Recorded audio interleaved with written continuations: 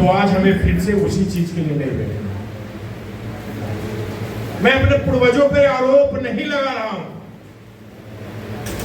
मैं ये नहीं कह रहा हूं कि मेरे मां पिता ने संघर्ष नहीं किया, लेकिन कहीं न कहीं उस संघर्ष में चूक रह गई, और उसी चूक का परिणाम है कि आज फिर से मुझे एक नई पार्टी बनानी पड़ रही है और फिर से नया वही संघर्ष करना पड़ रहा है, क्योंकि हमारे पूर्वज ने भी ये कि होके नहीं सुना। हमारे आने वाले कल को भी अगर हम नहीं सुनाने का प्रयास करेंगे तो मेरा बच्चा भी वही हाल में जिएगा जो आज हम जी रहे हैं।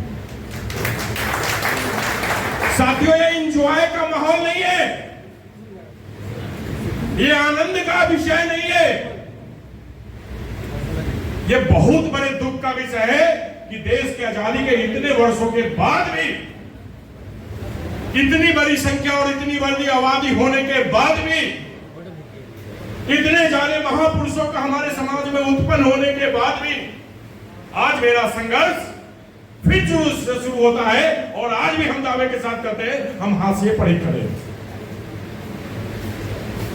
हमें कहीं न कहीं अपने गलती का भी एहसास करना होगा। हमें कहीं न कहीं अपने आने वाले कल के बारे में आज ही विचार करना होगा। अगर बाबा साहेब के विचारधारा को उस समय हमारे पूर्वज अगर 100% समझने का प्रयास कर लेते तो मुझे लगता है इस देश में एक बार अंबेडकरवादी अगर सरकार बन गया होता तो आज रवि कुशवाहा को नारा नहीं लगाना पड़ता। आज चंद्रशेखर भाई को दोबारा पिटा कर, अपमानित होकर, समाज में दुत्कार खाकर एक फिर से नई पार्टी नहीं बनाना पड़ता। साथियों, आज जौहर लाल साहब को इस बिहार प्रदेश में पग पग की यात्रा नहीं करना होता अगर मेरे समाज का, मेरे कौम का और मेरे आदर्शों का एक बार सरकार बन जाए। मामला साथियों सब जगह एक ही फीट होता है, और एक बंगला में कहावत है कि जे समाज में राजा नहीं ते समाज ताजा नहीं। सरपंच है, अगर ये समाज के हमारे सरपंच है तो मैं दावे के साथ कहता हूं कि आपके पंचायत में सीना उठा के आपका लोग चलता होगा। उसे डर नहीं रहता होगा कि उनके साथ न्याय होगा या अन्याय होगा।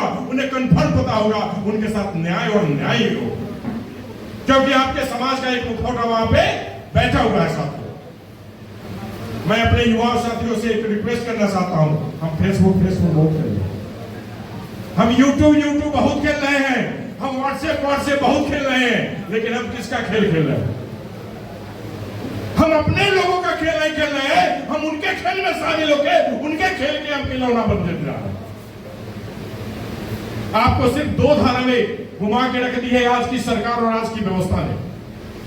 मुझे एक साथी ने यहां बहुत अच्छा बात बोला है, मैं इस बात को दोबारा नहीं कहना चाहता हूं, मैं किसी को धर्म पर ठेस नहीं पहुंचाना चाहता हूं, लेकिन मुझे भाईचारा बनाने पर शक होता है और किसी को रिश्तेदारी बनाने में शर्म नहीं आती। मुझे भाईचारा बनाने में उन्हें शर्म आने लगती है कि रवि कुशवाहा के घर में यार 10 व्यक्ति बैठ गया है, धर्म का मामला हो गया है, और तुम्हारी बेटी वहां पे जा रही है तो धर्म का मामला नहीं होता है, क्योंकि तुम मुझे इस देश में हमारे लोगों के साथ रहने देना नहीं चाहते हो। तुम चाहते हो कि हम टूटे रहे, बटे रहे, बिखरे रहे और खिलौने की तरह हम खिलाते रहे, और ये तुम्हारी चाहत को अगर तोड़ने का इस देश में कोई काम करेगा, मैं दावे के साथ करता हूं एक बार अंबेडकरवादी सरकार चंद्रशेखर के नेतृत्व में अगर इस देश में 6 महीने के लिए बनी तो आपका सारा सपना पूरा हो जाएगा साथियों। और इसके लिए मुझे करना क्या होगा? मुझे करना क्या होगा? मुझे सोचना क्या होगा? मैं दावे के साथ कहता हूं कि आज मेरी समाज की इतनी संख्या है कि एक बार एक जगह एक वोट पे अगर हम खड़े हो जाए तो सामने वाली सरकार नहीं, देश की सरकार ही जाएगी। लेकिन आज रवि कुशवाहा बहुत अच्छा बोल रहा है, रवि कुशवाहा समाज में संघर्ष कर रहा है, धनेश्वर बाबू संघर्ष कर रहे हैं, जौहर भाई संघर्ष कर रहे हैं। कल मुझे इनाम में क्या दिया जाएगा? एमएलसी दिया जाएगा, रवि कुशवाहा भी किया। कल जौहर आजादी को दिया गया, कल जौहर आजादी बिक गए। लेकिन अगर मेरा समाज तैयार रहा तो रवि कुशवाहा जैसा 1000 व्यक्ति को आप पैदा कर सकते हो, क्योंकि समाज जब खड़ा है तो हमारे जैसे कितने नेताओं को पैदा कर सकते हो। मैं ये अपील करने आया हूं कि नेता पैदा मत करो, समाज को पैदा करने की जरूरत है। रवि कुशवाहा मर भी सकता है तो क्या मेरा आंदोलन मर जाएगा? क्या नहीं, मेरा आंदोलन नहीं मरना चाहिए, मेरा संघर्ष नहीं मरना चाहिए, सामाजिक आंदोलन नहीं खत्म होना चाहिए। साथियों, एक बदलाव की जरूरत है। हमारी आबादी इतनी बड़ी है कि हम बहुत कुछ कर सकते हैं, लेकिन हम 1% से अपनी लड़ाई क्यों नहीं लड़ रहे?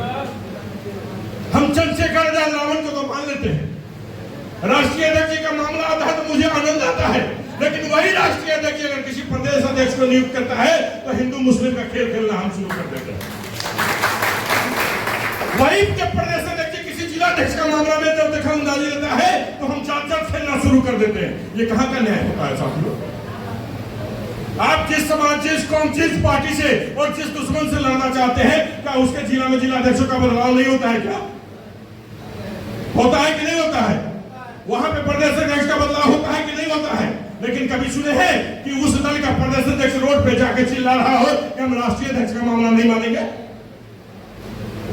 लड़ाई आपको अगर लड़ना होगा तो संविधान के साथ साथ संस्कार से भी लड़ना होगा और आपको अपने आप में सिस्टमेटिक भी रहना होगा।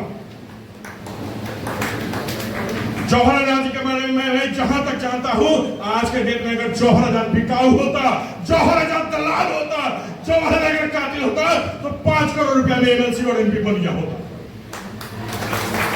मैं जानता हूं जिनको सीना चौड़ा करके आना है मेरे से बात करके दिखाओ, लेकिन फेसबुक फ्री का है, जो गुस्सा में आता है हम लिख देते हैं। गुस्सा करो नहीं यार, लोकतंत्र है, हमसे झगड़ा करो, लेकिन अपने समाज की बढ़ोतरी के लिए झगड़ा करो, अपने निजी स्वार्थ के लिए झगड़ा करके समाज को मत द्वेष पैदा करो। साथियों, मामला बहुत है, हम सारे समझदार लोग हैं यहाँ पे। बस एक विनती करने आया हूं कि हम सुधर जाएंगे, समाज मेरा सुधर जाएगा। बाबूजी ने अगर संघर्ष को नहीं स्वीकारा तो आज बेटा को फिर खड़ा होना पड़ा। मैं कुशवाहा का बेटा हूं और मुझे मालूम है, मैं जब इतिहास पढ़ता हूं तो रोंगटे खड़ा होता है। अरे सम्राट अशोक की गौरवशाली इतिहास है और बीच में कुछ गद्दारों के भी इतिहास है। बीच के कुछ गद्दारों के इतिहास है जो बोलते हैं कि मैं राम का बेटा हूं। मैं जो शर्म आती है, मैं राम का बेटा नहीं हूं, मैं अपने बाप का बेटा हूं और सम्राट अशोक का वंशज हूं। मुझे दोगला बनने का शौक नहीं है, मुझे अपने बाप को बाप कहने में गर्व महसूस होता है और मैं उस सम्राट अशोक का वंशज हूं जिसका नाम विश्व विजेताओं में रखा गया है।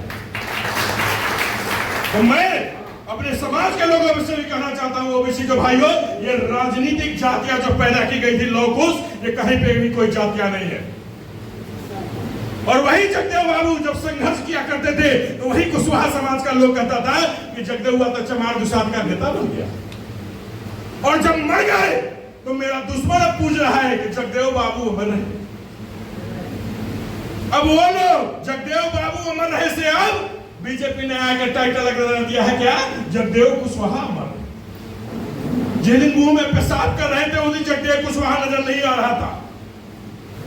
जिस दिन हत्या कर दी रही थी उस दिन जगदेव कुशवाहा नजर नहीं आ रहा था। जब अब वोट का मामला है तो अब जगदेव कुशवाहा हो गया, क्योंकि सम्राट बाबू को सीएम बनना है। सम्राट बाबू को समाज का दलाली करके उसके हाथों में बेचना है तो मेरे समाज का हक क्या रहा है। मैं पूछना चाहता हूं माननीय सम्राट चौधरी से कि आप अपने बाप के इशारे पे हैं कि आप दल के इशारे पे हैं। मैं आगे नहीं बोलना चाहता हूं सम्राट चौधरी जी, लेकिन कहा जाता है जो बेटा अपने बाप का नहीं होता है, मैं आगे नहीं बोलना चाहता हूं वो किसका होता है, समझ में आ गया होगा। क्योंकि शकुनी बाबू ने कहा था, भागलपुर के भूमि पर शकुनी चौधरी जी ने कहा था कि एक ऐसे गद्दारों को मैं यहाँ पे गाड़ दूंगा और उनका बेटा अगर तू होता तो सम्राट ऐसा वाक्य तू नहीं बोला होता और उसके चरणों में अपनी पगड़ी रख नहीं दिया होता। तो मैं अपने समाज के लोगों से भी अपील करता हूं कि आपका गौरवशाली इतिहास रहा है, सम्राट अशोक का इतिहास रहा है, हम भाई भाई का इतिहास रहा है, मेरा एक वर्ग सब कुछ का इतिहास रहा है। सबको अगर धूमिल करने की बीजेपी की तैयारी है तो अपनी भी आजाद समाज पार्टी की तैयारी है। हम एक होंगे, एक होंगे, एक होंगे, एक होंगे, एक होंगे और बिहार में